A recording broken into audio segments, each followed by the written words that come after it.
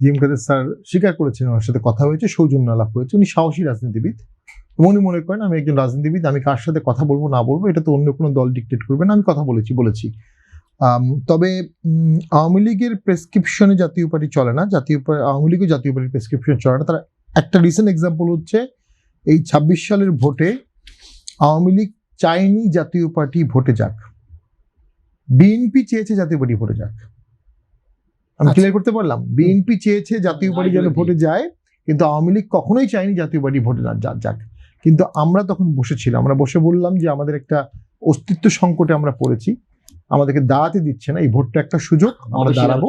আমরা ভেবেছিলাম এর মধ্যে আমরা কিছু আসনও পাবো, আমাদের এক্সপেকটেশন হয়নি। এটা কিভাবে আপনারা বুঝতে পারলেন যে আওয়ামী লীগ চায়নি যে? সেটা তো তারা যেহেতু এই ভোটটাকে তাদেরকে ছাড়া ভোট হচ্ছে, তারা চাবে যতটা নন ইনক্লুসিভ করা যায় ভোটটা। হয়তোবা তারা ভেবেছিল জাতীয় পার্টি ভোটে না গেলে ভোটটা হবে না, হয়তোবা। তো আমরা কিন্তু ভোটে গিয়েছি। মানে আপনাদেরকে কি কোনো বার্তা দিয়েছিল আওয়ামী লীগের পক্ষ থেকে? কোনো বার্তা দেয়নি, বাট আমরা অঙ্কে কষে যেটা অনুভব করি যে তারা চাইতেই পারে যে আমরাও ভোটে নাই, জাতীয় পার্টি ভোট, যেহেতু আমরা একসাথে 3টা ভোট করেছি। আচ্ছা।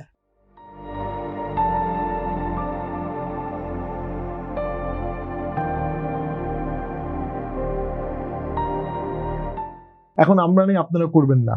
তবে আওয়ামী লীগ আমাদের সাথে অন্যায় করেছে। 24 সালে আমাদেরকে মাত্র 11টা আসন দিয়েছে, 26টা আসনে নৌকা বন্ধ অফ ছিল, জিতেছি আমরা 11টা আসনে। জাতীয় পার্টিকে ছোট করার পিছনে আওয়ামী লীগের দায় আছে, জাতীয় পার্টির নিজস্ব দায়ও আছে। আমি ডক্টর রাকিব হাসানের সাথে একমত, আমাদের আরেকটু কন্ট্রিবিউশন করা উচিত ছিল, এটা সত্য।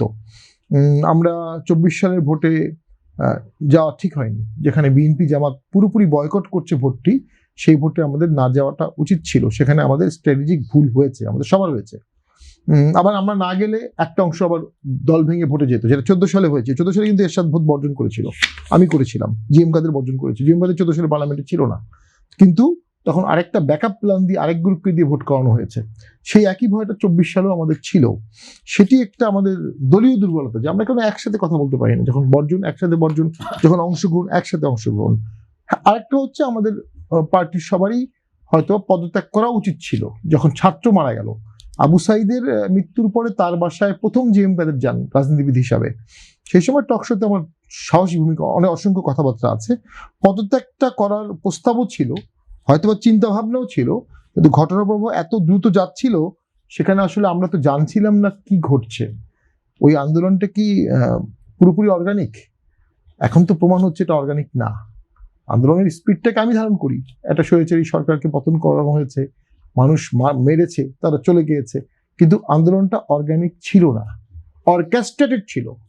সে অর্কেস্ট্রেটেড আন্দোলনে জাতীয় পার্টিকে ইনক্লুড করা হয়নি। আমি একটা ছোট্ট বিষয় জানতে চাই যে 11টি আসন আপনাদেরকে দেওয়া হয়েছিল, এটা কি জাতীয় পার্টির অর্জন নাকি শেখ হাসিনার গিফট?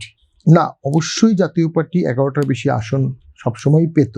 জাতীয় পার্টি যখন একা ভোট করেছে 96 সালে, তখনও জাতীয় পার্টি 16% ভোট পেয়েছে, 32টা আসন পেয়েছে। 91 সালে 35টা আসন পেয়েছে।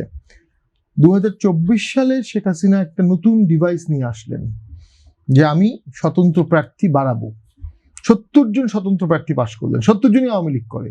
70 জনের মধ্যে 30-40 জন ইমিডিয়েট পাস এমপি ছিল, তাকে নমিনেশন নিয়ে আরেকজনকে দেওয়া হয়েছে, সে স্বতন্ত্র ভোট করে জিতেছে। যেমন আমাকে হারিয়েছে, উপজেলা আওয়ামী লীগের সভাপতির মেয়ে হারিয়েছে, এবং সেখানে প্রশাসনিক সাপোর্ট ছিল।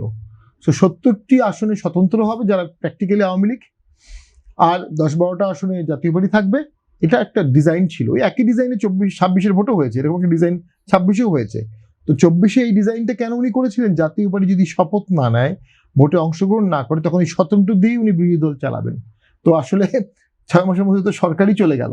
তো আমরা যেটা অনুভব করি, সকলের এই ডিজাইন ইঞ্জিনিয়ারিং করে দীর্ঘদিন ক্ষমতায় থাকা যায় না। দেখুন, এরশাদ কিন্তু 90 সালে ক্ষমতা ছেড়ে দিয়েছিলেন, উনি কিন্তু চাইলে আরো 2 বছর থাকতে পারতেন, এটা আমার অ্যাসেসমেন্ট।